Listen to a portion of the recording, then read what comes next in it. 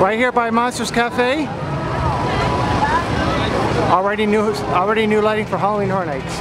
These LEDs outside Shrek have been recently added. There are LEDs that stay around all year now, but those are not the ones, those are new. This is outside of Minion Mayhem. Those lights in the middle have been there since the holiday parade, but the two ellipsoids on the outside are new for Halloween Horror Nights. And everywhere along here that they have those LEDs, they also have ellipsoids, again for Halloween Horror Nights. To be honest, I was hoping they wouldn't have a scare zone in here because this is the main walkway where people go in and out of the park, and it gets a little crowded, but it appears they're going to have a scare zone here. Not sure which one yet.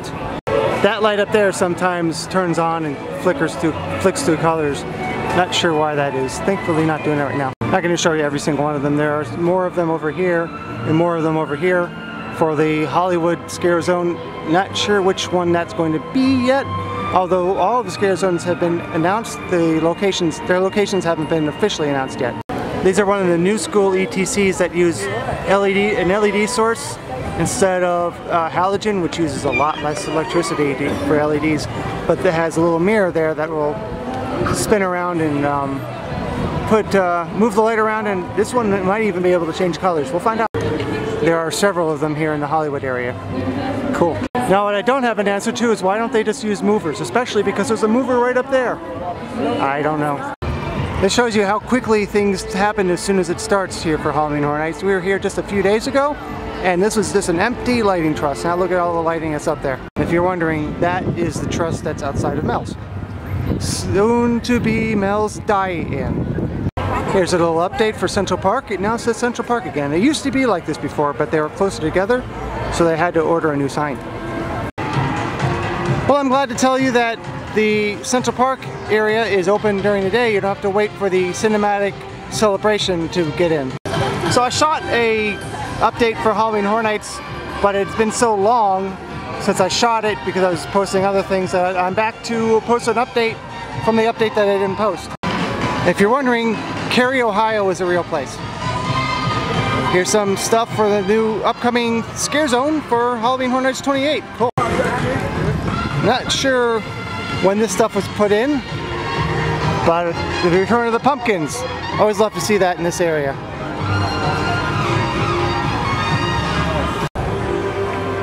There's some pumpkins down there. There's pumpkins everywhere. It's awesome.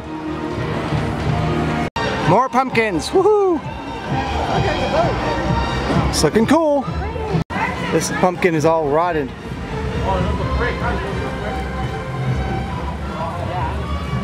That one's deflated.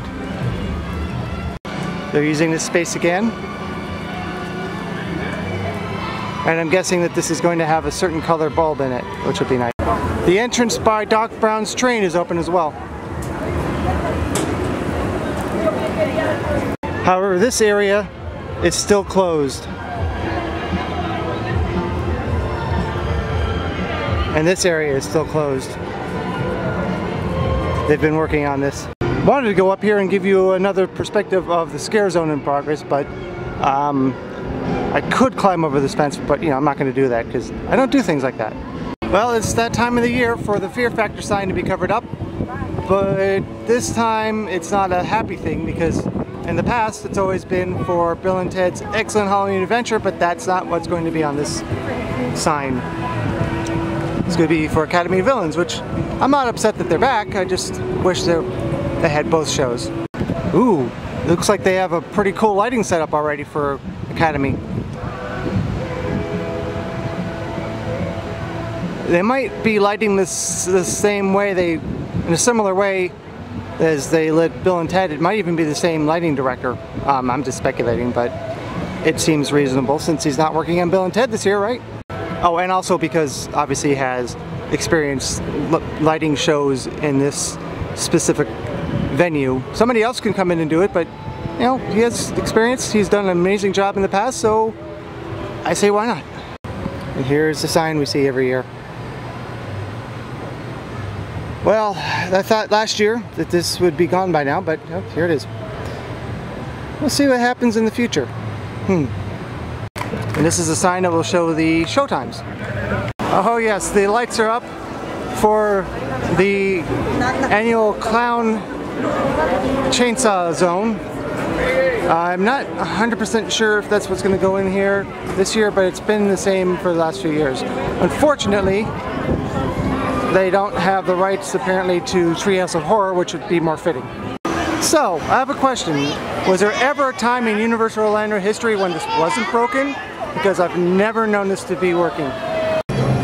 Again, this lighting truss I showed you just a few days ago, full of lighting, including some LEDs which light up this area down here. But as I say every year, it's not going to be on the London waterfront. And of course the other side also has lights up now too. Quick stop here to Diagon Alley, because I believe it was either Tim or Kyle. One of them pointed out, so I'm going to show you as well, because I don't come in here very often, it's usually too crowded. There's something going on here. I think it's just refurbishment work, but we'll find out. Always have to have those construction walls. I like these are unique in a way. The frame's about the same, but the boards in the middle are different, which is cool. I found an area that wasn't being sat in front of. It's showing you the boards, but also this piece and everything below is unique to these walls, which is really cool. It looks really nice for construction walls.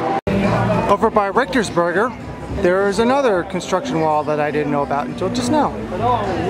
This is a poster for the Sting, which is the reason why this is called Sting Alley. It's based on the movie. I've never watched the movie, so I don't catch any of the references, but I'm sure if you do watch it and come through here, be like, oh yeah, there's the Packard and the Chrysler Plymouth place, and I don't know, I'm guessing that this stuff is in the movie. There are a set of lights over here and here. Not sure what this is for. There also are some over here. Seems like this might be a scare zone this year. We'll have to find out. Oh, he's over by this warehouse. I spy some more ellipsoids. In other words, evidence of a scare zone coming here. I'm thinking I might use these LEDs from the parades, but we'll find out in a little over a month. Back over to this wall. You can see this wall extends all the way over here. Probably just refurbishment again. Also,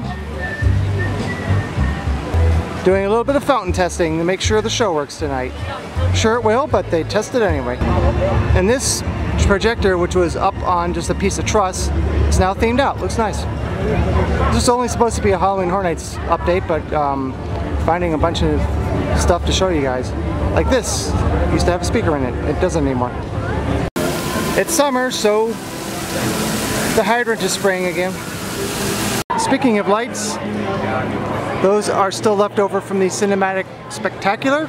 They are not used in the Cinematic Celebration, so I'm not sure why they're still up there. They're also on top of the Fear Factor building. Now what's interesting is that there are no lights here. Normally at this time there'd be some lights for the scare zone that goes over here, but looks like there won't be one here this year. But there are some lights outside of the entrance for Fast and Furious, including above Louis'. We'll see.